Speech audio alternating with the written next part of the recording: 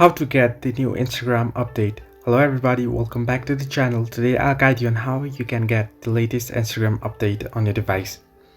Now, Instagram brings out updates on a regular basis, so you might not want to miss out on that.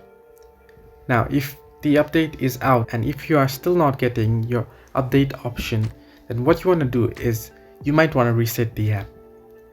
Now, to do so, head over to settings. Now you can scroll down your notification bar, and on the top right corner of your screen you'll find the settings icon here, and tap on settings, and once in settings scroll down, and here you'll get the option apps. Now open up apps, and you can always scroll down or you can search it from search bar here and search for Instagram.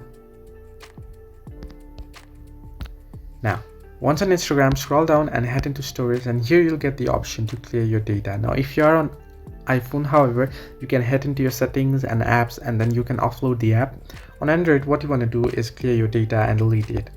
Now once you do this, head over to Play Store or App Store, and you should be able to get the update, and you might want to update your Instagram to the latest version of the app. So this way you can get the latest Instagram update. Hope this helped. Do like and subscribe, and do not forget to leave a comment down below if you have any further issues.